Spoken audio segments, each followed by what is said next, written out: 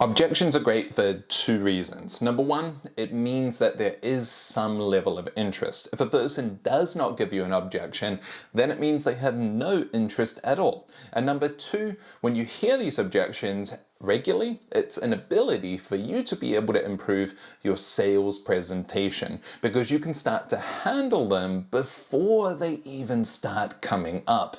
Now, we're going to cover a lot of objections, but make sure to stay to the end because there's some of the crazy objections that's going to be right at the end of this video. It costs too much. Now, most of the time when we hear this, we try to defend the price, when really it's not about that. It's about their perceived value. And jewelry is so connected to emotion. So try switching the conversation from price to emotion. Where is the real connection? Maybe there's 3 stones, 3 family members, for example. When you shift the focus from price to emotion, you're going to start to see more no's turn into more yeses. I've seen it cheaper online. Maybe it was Brilliant Earth, maybe it was Blue Nile, James Allen, whatever it was. Many people are going to say this to you. And there's a reason why they still walked into your store and didn't end up clicking that add to cart button and purchasing it online. Because jewelry offers something that you're not able to always see just through a computer screen. Many people want to be able to see it in person, feel it in person, hold it in person before being able to wear it in person. So when a person does come in and say, oh, I've seen it cheaper online, you can say, absolutely. Many people do see jewelry online being cheaper, but still many people actually end up coming into store and purchasing it here because this gives you something you're not able to see through a computer screen. You're able to see the in-person, unedited, brilliant sparkle of that diamond ring, bracelet, earrings, the pendant that you're not going to be able to see through a computer screen. So even though you have seen it cheaper online, you can tell me, is it worth that additional discount to maybe get the piece of jewelry you would really like? Or would you be willing to pay just slightly a little bit more to be able to definitely have the piece of jewelry you like and also be able to know a place where you can go to directly if there are any concerns compared to a phone number or chat box too? So what sounds better to you? Have you ever had someone say, I need to ask my partner, I need to ask my husband, my wife? I'm pretty sure we've all heard that. And as I'm walking to work and walking through another jewelry sales objection, this is a fun one, but an easy one to answer too. So how do you do it? First of all, you say, absolutely, I understand. I would do the exact same thing with my partner too. But would you mind me asking, how long have you been together? And then they say 5 years, 10 years, 15 years, 20, 50 years. And then you'd say, wow, that is incredible. You must know each other really well. What's your partner's name, by the way? Oh, great, it's Jan. So let me just ask you one question. Since you know each other so well, and if Jan was here, what do you think Jan would say? Then you're going to be able to get the answer. Based on that answer, you're going to be able to move forward and you've basically overcome that objection using information they give you instead of information you give them. Do you answer this kind of question in a little bit of a different way? If you do, scroll on down into the comments and let me know. Is it real? I'm walking to work and walking you through another jewelry sales objection. And with the popularity of lab-grown diamonds today, more and more people are going to come in asking you, is it real? Well, the answer is yes, absolutely, it is. A lab-grown diamond is the same as an earth-mined diamond.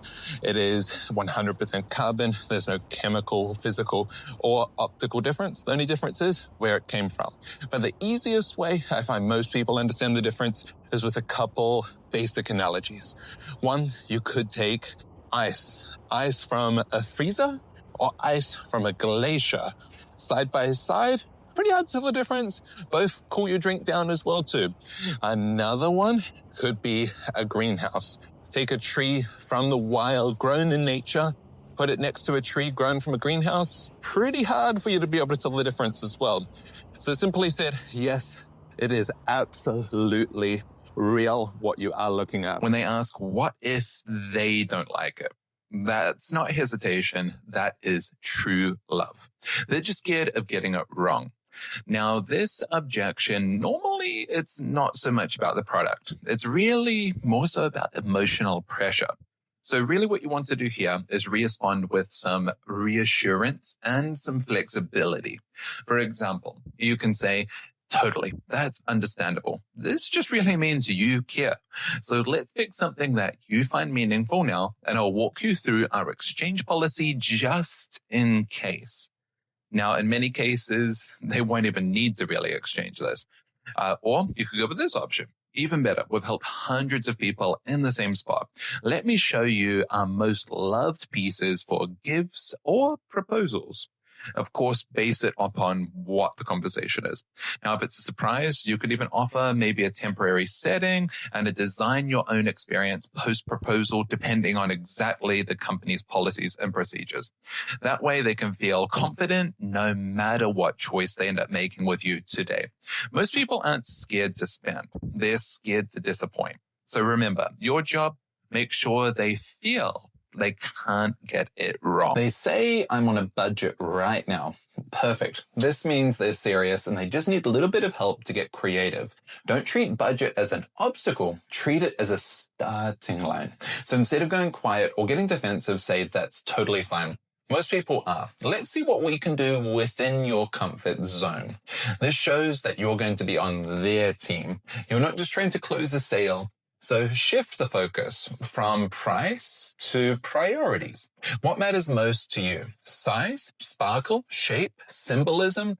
Now you're solving a problem, not just selling. Now here's a pro tip. Offer upgrades to later on. Introduce lab-grown and diamonds, options that they want without compromising value. People on a budget still do buy. They just want to feel smart, not stretched. When you lead with empathy, the options and sales become so much easier. Now, if handling these objections is starting to help you, I actually have a course. Scroll on down into the description and you'll find the link right there. Now let's move into the next objection. They say I just need more time, and that's not a rejection, that's reflection. And it means you're pretty close. This is one of the most emotionally charged objections in jewelry. They're not unsure about you. They're overwhelmed by the meaning of that purchase. So instead of trying to just push, try saying something a little bit different. That's totally understandable. It can be a big decision. Can I ask you, is there something that's still on your mind that might be holding you back? You're not just trying to close, you're trying to really help them gain some clarity. And this could be really what they're missing. And if really needed, give them some time, give them some structure, not just total silence. For example, you could say, I can hold this exact ring for 48 hours if you'd like, no pressure. That creates a gentle boundary that keeps momentum without still adding more pressure. Big decisions need some support, not silence. So really stay calm, stay close, and let them know that you're here when they're ready. That's how trust becomes a sale. When a customer says, I'm just looking, most salespeople back off and lose the sale before it even starts. But here's the truth. I'm usually just looking is a code phrase for please don't pressure me. It doesn't mean they're not interested. It means they're protecting themselves. So instead of backing off or completely jumping into a sales pitch, stay present and curious. Try this. Totally fine. Just out of curiosity, is there a special occasion coming up, or are you just in here browsing for fun? That one line shifts the energy. You show respect, but also an open door to an actual conversation with you without so much pressure. This selection delivers value and a usable line in real-life sales conversations. It's educational, but it's still punchy too. Great sales start with trust, not pressure. So next time someone says, I'm just looking, smile and guide the conversation. That's how you're going to turn browsers into buyers. I'm not ready to buy today. This doesn't mean no. It means that they're still emotionally warming up, and you've got time to be able to win them over. When a customer says this, it's normally code for one of two things. Number one, they're overwhelmed. Number two, they're waiting for some certainty. So instead of giving up, give this a little try. That's totally okay. Can I ask you, what stopped you from feeling ready today? This opens up a real conversation and gives them exactly what they need, some time, and also gives them confidence with a gentle little bridge. So here's an example. No rush at all. Let me write down exactly what you love today so nothing gets lost. And maybe if you decide in the next few days, I can lock in that price and reserve that diamond for you. It's about staying in their world and not trying to drag them into yours. Really great salespeople, they don't pressure buyers. They protect their momentum. They know that the sale doesn't end today, but it starts today with some trust. If they say, I want to shop around, don't panic. This is not a no, this is a test that most salespeople fail at. And here is what's really happening. When a customer says that, it normally means they're not confident enough to say yes yet. It's not about the competition, it's about getting clarity. So instead of begging them to stay, ask them, is there anything specific you're still unsure about? Or what would make this the perfect ring for you today? This keeps them engaged, and if they're truly leaving, gives them a reason to be able to come back. For example, no pressure. Come back tomorrow and I'll try to work on a special price for you this evening. Now you've planted a seed of urgency without being too pushy as well. Most sales that are lost, they're not lost on price, but an indecision. Help them feel clear, not chase. That's how pros turn I'm just shopping into let's do it right now. They love the piece, but say, I don't really wear much jewelry. I'm not sure if I'm going to use it enough. Now, here's how you can turn that hesitation into a very confident yes without being too pushy. First, start by agreeing. That's totally fair. A piece like this should feel like you're not something that sits in a drawer. Then reframe it. But sometimes it's that one meaningful piece that makes the biggest impact, even if you only wear it once in a while. And then go a little bit deeper. And honestly, jewelry doesn't have to be every day to be really worth the investment. It has to make you feel something, though, when you wear it. And at the moment, do you feel something while you're wearing this here in the store? They say I saw something that looks just like this, but for less. Now, here's how you can respond without discounting and prove the value that they can't see online. Start with some calm confidence. That's a fair question. And honestly, pieces can look similar, but still be worlds apart from each other in quality.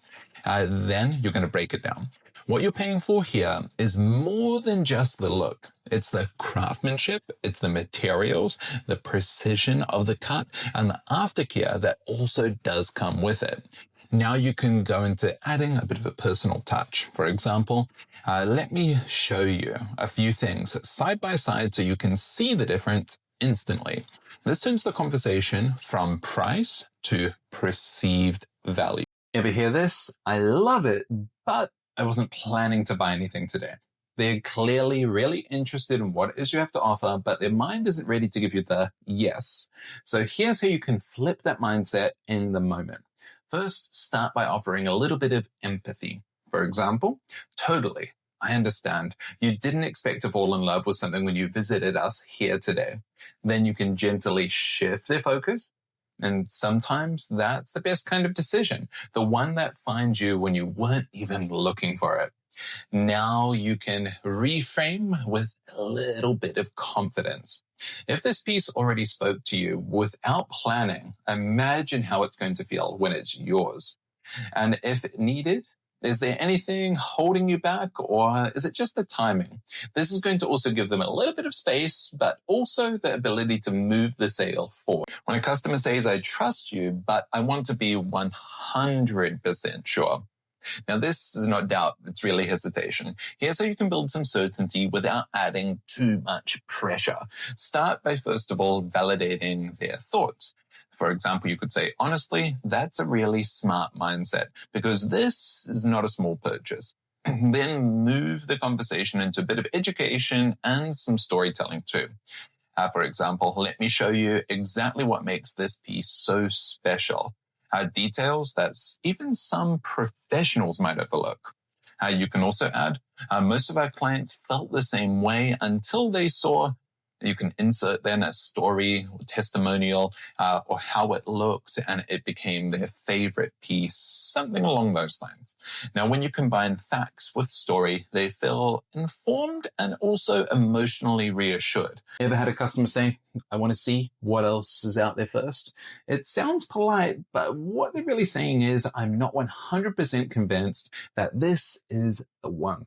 Now, here is how you can fix that and also fix it fast. First, never take this personally. They're curious, but they're not sold yet. So here's an example of what you can say. Totally, I understand. You should love what you choose. Just out of curiosity, what would make you feel this piece is the one? Now they're going to tell you exactly what they're unsure about, if you've built enough rapport with them as well. Then you can follow up with something like, the reason so many people choose this exact piece of jewelry is because of its unique feature, maybe its unique story, its unique craftsmanship, something else that's unique about it. And you might not find that anywhere else. Now you've planted a seed of urgency, you've presented some uniqueness, also without added pressure. Do you ever hear this one before? I don't usually make big purchases without sleeping on it. So this sounds pretty reasonable, right? But what's really being said here is, I'm afraid of making the wrong choice. So here is an example of a calm and confident response you can give. I totally respect that. It means you take making these decisions very seriously. And so do we. Then you can reassure them with a little bit of clarity. If you already love the piece and you know that it's special, that feeling normally doesn't change overnight. Actually, it grows. Then gently check back in with what their real concern might be.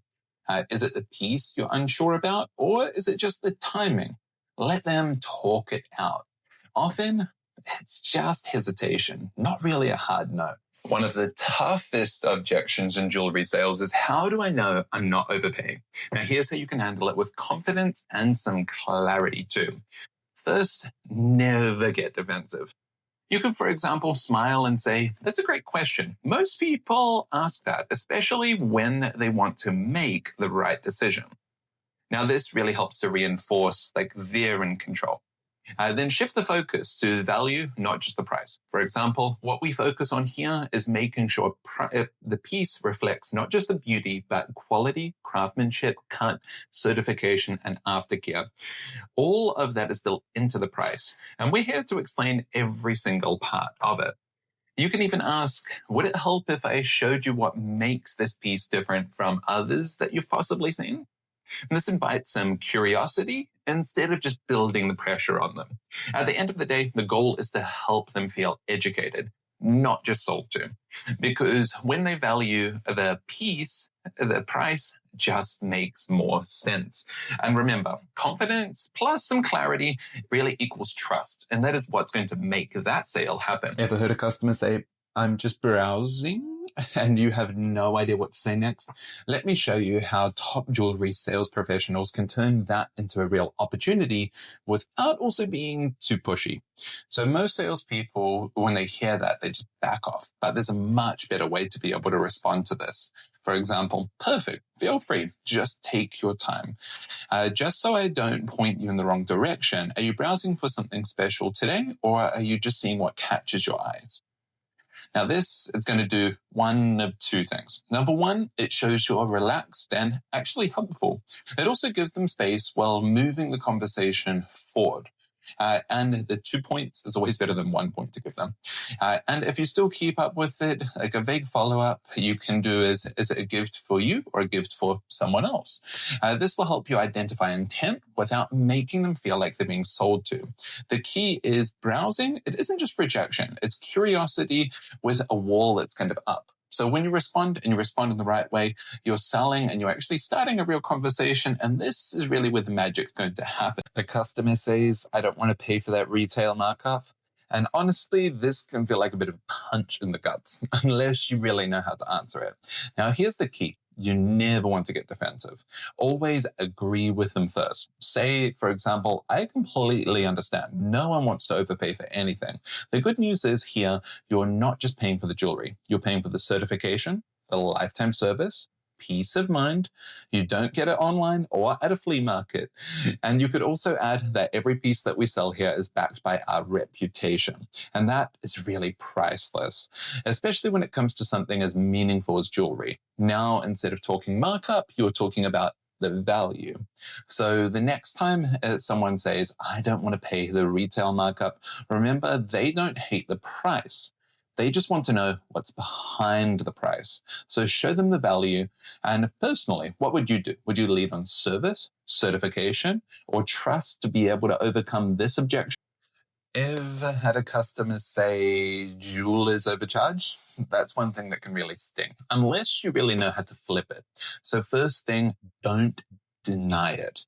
Always agree with your customer. Say, I completely understand why you would feel that way. There are a few jewelers out there that probably don't explain their pricing. Now you're going to bring in some credibility. The difference here is transparency. Every diamond that we sell here in the store is certified, conflict-free, and priced based on quality factors that you can see: cut, color, clarity, and carat weight. Plus, we do guarantee it. Now you're not arguing, you're proving. So the next time that you hear someone say jewelers overcharge, don't get defensive. Use it as your chance to be able to stand out with some honesty, transparency as well. Would you lead with certification, guarantee? I've never heard of your store before. And in that moment, you can either get defensive or work on building some trust. So here's the move. Don't act surprised. Some people are going to come in and say that. You should say instead, I completely understand. This might be your first time with us, but let me show you why so many of our clients keep coming back to us. But then you want to offer some proof to back it up. So here's where you share your credentials. Every diamond we sell, it's certified, conflict-free, comes with a lifetime guarantee. Plus, we've been serving customers right here locally for 23 years, however many years you have. Instead of feeling unsure, now they're going to feel a bit more reassured. You've replaced their doubt with some actual credibility. So the next time that you hear this in your store, please don't panic. Prove to them why you're worth really remembering. Would you lean on certifications, reviews, experience to build trust? Have you ever had a customer look at the jewelry but then say, I don't want to rush this decision? That one stops a lot of salespeople right in their tracks. And honestly, it's quite a natural reaction. Buying jewelry, it's not normally just a transaction. It's very emotional. It's love, commitment, and memories all wrapped up into one piece. So here is the right way to be able to handle it. Don't fight them. Instead, agree with them. Say something like this: I completely understand you should never rush a meaningful decision. Then pivot the conversation. Why don't we narrow it down to 2 or 3 perfect options? That way, when you feel the timing is right, you can make the right choice and it will be effortless. Now, instead of walking away, they feel supported. You've turned hesitation really into progression in that sale. So the next time you hear, I don't want to rush, don't freeze. Become their guide and help them make the decision easier, not faster. Would you try this approach with your customer? They say, I saw it cheaper online. Good. This means they're interested, and now it's your time to be able to shine. Price is only an issue when the value is not clear. So instead of defending the price, ask. Absolutely. Can I ask, what were you looking at online? This shows confidence, not panic. Then educate them with something like, online can look cheaper, but really it includes what you're really paying for, like aftercare, resizing, cleaning, certifications, real-life quality checks. Or you could go with, we don't compete with online on price. We compete on certainty. So you're not guessing here. You're seeing it, holding it, and choosing it with absolute confidence. You're not just selling jewelry, you're selling complete peace of mind in person. And anyone can sell a picture of a diamond, but when you sell with certainty, service, and story, they're going to gladly pay you more right here, right now. If they ask, how do I know it's worth that much? Don't get defensive, get excited. That question means they're actually interested. So when a customer asks this, they're not doubting the piece. They're just missing a little bit of the story behind that piece. So this gives you the opportunity to really tell it. So let me show you why it's priced this way. Not just what it is, but what also makes this piece of jewelry really special. Now walk them through the cut, the clarity, origin, craftsmanship, certification, or even better, the brand's reputation. This isn't just solid gold. It's 18 karat solid handcrafted gold from Italy. That diamond, it's a GIA certified triple excellent cut with top tier brilliance. The key is speak and benefits, not just the features. Turn technical value into emotional value. People will pay more when they feel more. Show the why behind the price, and suddenly it's not so expensive. It might just be worth it. They say I need to do more research, but guess what? You are the research. The objection usually means that they're not too sure what to believe. Not that they don't want to make that purchase with you. So instead of backing off, step up and become their trusted guide, their go-to resource. So give this for a try, for example. That makes sense. There's a lot of information out there. Can I help to simplify it for you? This gives them real value beyond the product that you're just selling. Here's what actually matters: the cut, the certification, and then what also fits your lifestyle. So let's focus on this. And let me give you a bonus move too. Show them side-by-side comparisons, not just the price, but what they get for the price. You're not just helping them shop, you're really helping them decide. Most people don't want more research, they want the right research. And when you can become the expert that they trust, you're going to be the only store and only person that they ever continue to buy from. That customer that fell in love with a $2,800 engagement ring, but then hesitated and said, it's a lot of money. Most salespeople, they're going to drop the price and show something cheaper. But that's not me. What I said instead is if you keep this ring for 30 years, and I'm pretty sure you're going to make it at least 30 years, there's only $7.50 a month. That's less than a coffee at Starbucks per week. But it's going to last forever and might even go up in value. The lady then paused, smiled, and said, that actually makes sense. She ended up buying it. The same ring, the same price, all because the value finally made emotional sense. Objection from a customer? Don't panic. Use this. It's called the listen framework. And it turns almost any no into a yes. So first, it's an L. So L means lean in and acknowledge. Then we move to I, which is inquire deeper, don't assume, always ask. And then we move to S, sympathize genuinely. Then next is T, tailor your response to what they just said. And then E is engage, engage with solutions, not pressure. And then N is navigate confidently towards the close. It's not about overcoming objections, it's about understanding them.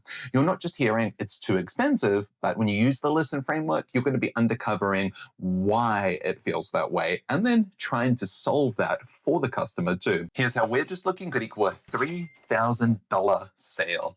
Now, most salespeople, when they hear, I'm just looking, they end up walking away. Now, this is a big mistake. People don't just look at jewelry. So what I did is I asked, are you celebrating something special? It turned out it was their 18th anniversary. And I spent around 5 minutes talking about their love story, asking them questions like, wow, what does it take to reach 18 years? And they ended up buying a beautiful anniversary band. The reason why? Because they connected their story to the right piece of jewelry. Ever had a client light up when they see a piece, but then suddenly say, I don't know, I feel guilty spending that much money on myself. So here is what's really happening in their mind. Jewelry, really, it's an emotional purchase. It's tied to love, success, confidence, but so many people were raised to believe that spending that much money on themselves, luxury, can equal selfishness. And the guilt can start to creep in. Thoughts can go into their mind like, do I deserve it? Should I spend this money on someone else? What will other people think of me? They're not saying no to the jewelry. What they're really saying no to is the version of themselves that ask, am I worth it? Now, if you're in jewelry sales, you need to learn how to be able to spot this guilt early. You know, the mum that buys everything for everyone else but nothing for themselves, the grandma that treats everyone but themselves, because you have to remind them, you're not just buying jewelry, you're giving yourself permission to be able to celebrate who you are. I need to think about it. Now, what this actually means might just surprise you. This phrase is quite commonly a code that many people are going to use for, I'm feeling something, but I just can't explain it yet. It's emotional hesitation masked with a little bit of logic. They're torn between the desire for that piece of jewelry and the doubt of, is it worth it? Not time and clarity. Maybe they're afraid of spending that much money. Maybe they're just overwhelmed with all the options that could be out there too. Maybe they just need someone to say, what's holding you back, without putting too much pressure on them. Most of the time, they don't need more time. They just need more certainty. Can you hold it for me? You say yes, and then they vanish. Here's how you can handle that before this does happen. So instead of you just saying, sure, yeah, I'll hold it for you, no problem. Try saying, absolutely, gladly, I'll hold it for 24 hours. What's the one thing you need to feel 100% confident about before moving forward with this purchase? This is going to do a couple things. Number one, it's going to bring out the real objection, what we need to find out. And number two, it's going to keep the door open for follow-up within 24 hours.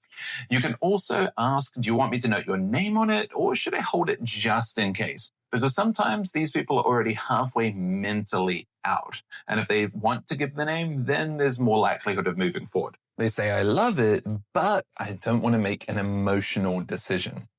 Sounds smart, right? But here's how you respond without killing the sale in that exact moment. Start with some calm reassurance. Totally fair. This isn't something that you buy every day. Then you're going to start to flip the perspective. But sometimes emotional decisions are the most right ones, especially when it comes into buying a piece of jewelry. You didn't plan to fall in love with it, but you did. And this really does mean something. They say, what if I buy this and then see something else I like later? This isn't about the piece. This is about the fear of missing out, FOMO, the fear of making that wrong choice. Now, here's how you can handle it with some confidence. First, acknowledge the feeling. Honestly, that's a real concern, especially when you're making such a meaningful purchase like jewelry. Then gently reframe. But the truth is, when something feels right, that usually doesn't change, no matter what else you end up seeing. Then add a bit of reassurance. What most of our clients find is once they choose a piece that speaks to them, they stop looking. And if you offer exchanges, upgrades, you can also add in if anything ever does change. We've got options. We want to make sure you stay 100% happy. Now, if you're wanting a little bit more structure in maybe some scripts to really help you out, I have a course that's going to provide all of that. Scrolling down into the description and you'll find the link below. Now let's get into the next objection. Are there any ancient enchantments on this piece? I have a very sensitive aura. You see, the last time I brought jewelry, it made me speak in aromatic for a whole week. Not that I'm aware of, madame. This piece is from our latest collection. It's designed for its beauty, craftsmanship, and not for any mystical properties, although it does bring a shine to anyone's face. Would you like to try it on? I love the 24 karat Cuban, but be honest, is it lava proof? Lava? Are you a Bond villain? I'm a professional volcano surveyor. If I take a hit in the splash zone though, I need my assets to survive. Okay, listen, if you get hit by lava, the chain will definitely melt, but that's actually the benefit. How's that the benefit? Gold is money. Even if it melts into a blob, it retains 100% of its market value. It's the ultimate liquid asset. If you survive, you have the cash. If you don't, well, your next of kin gets a very expensive nugget. A melt-proof savings account? I like it. Wrap it up for me. You see what I did there? I didn't say no. I pivoted to the value, recommending that you would like this video that you see up here on the screen at the moment. So make sure to click there and I'll see you in that video.